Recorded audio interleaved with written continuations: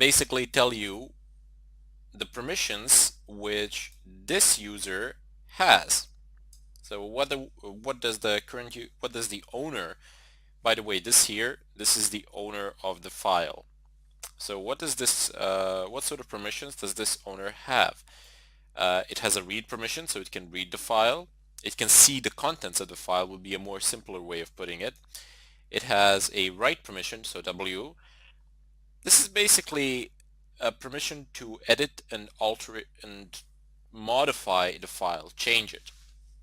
It does not have the permission to execute the file, although if I am the owner of the file, I can give myself the execute privileges as well.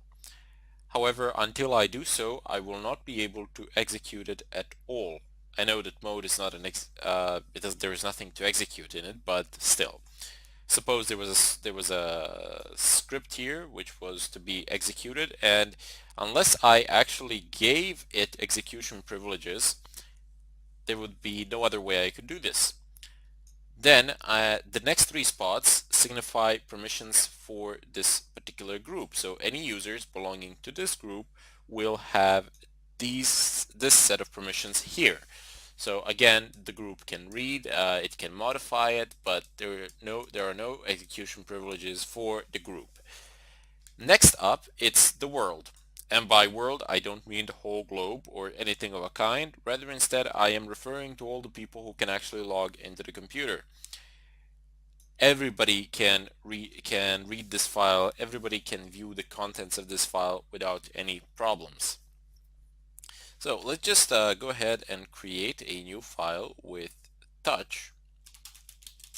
Just type in touch like this, and how shall we name this file? Well, I don't know. I'm running out of inspirations here. So let's name this file Linux. Actually, no.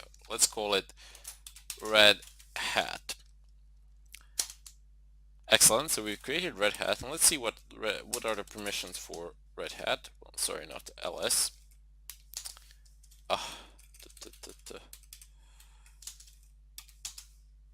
Excellent. So we have the same set of permissions as we do with the mode. Now, let's say we're going to use this file in order to run our tests on it. Before we do, let's just go up a little bit and see what basic permissions do we have. So as I mentioned before, have read, write, and execute. Those are the three basic permissions that you can give to a file, no, to a user actually, or to a user group for a particular file. They have their numeric values. They have their you see these letters here. They also signify their values. There are also representations of them, let's put it so. However, numeric values are far better. You can use R, W, and X plus minus in front to quickly alter the permissions for the owner of that file. However, if you wish to conduct major changes, you can do it in this fashion. So let's say that 7, it's basically 4 plus 2 plus 1, as stated here, is read, write, and execute. 6 would be 2 plus 4, which is read, write. 5 is 4 plus 1, so read, execute, and so on and so forth.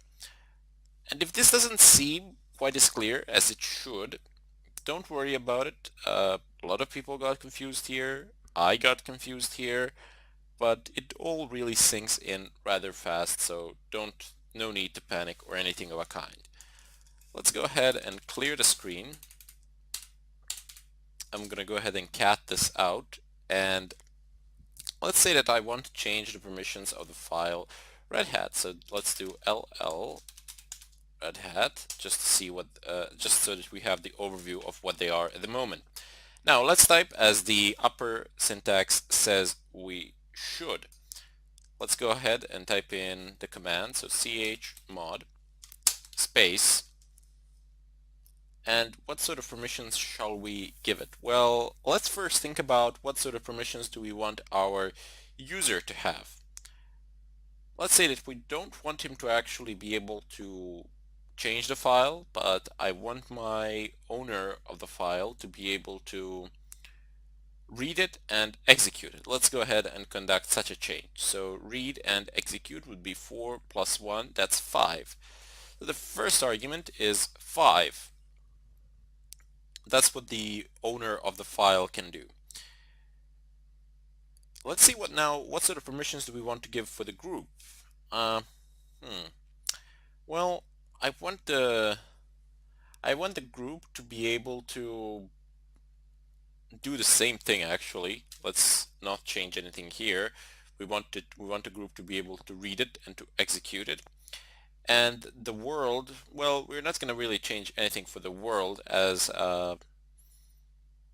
yeah, read is way more than sufficient for the world, so let's just leave read as it is and give it 4. So it's chmod 554 that I've typed in space, and then I type in the name of the file. Also, notice that here it says path.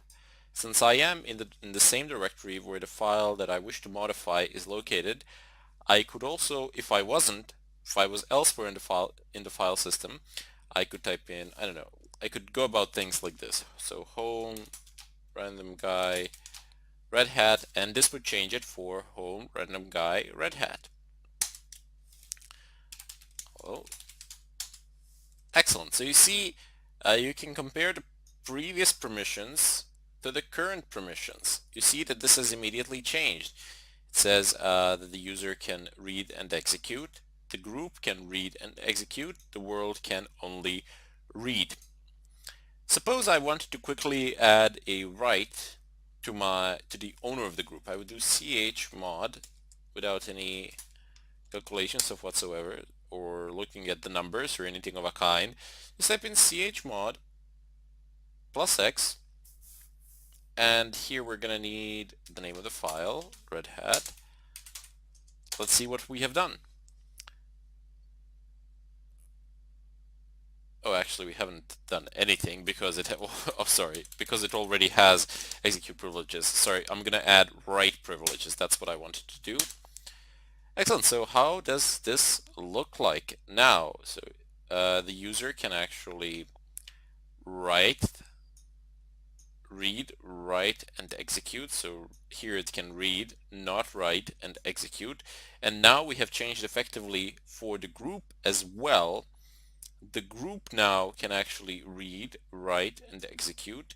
And here read, write, and sorry, up here it's read, no writes, and execute, but it's here it's read, write, and execute. Okay, we have changed our minds. We no longer wish to give the write permissions. Let's say chmod minus w. What has happened? The w is gone, as you can clearly see. So these are the quick ways of changing the owner and the group to which the file that owns the file as well. Initially I just said the owner, but it's actually the group as well in this particular example. Anyway, there are other things which we can do. Let's just go ahead and clear the screen with this and type in chmod space dash dash help. So what do we have here? This is probably the dash v and dash r are probably the ones most important here, the one that you will mostly tend to use. So verbose output is just to tell you what it is that it is doing, and recursive, well, just read what it does. Change files and directories recursively. So it just goes into the subdirectories of directories, and then it goes into their subdirectories, and then it finds files there, and then it does alteration on the whole string. Here, let me just show you. So we're not gonna, let's see, what do we got here first? Do we have anything of no importance? So we got mode, we got Red Hat. Come on, something. Apparently, okay, I do have a test folder. Let's utilize the test folder. Let's see what it actually has to say on the subject.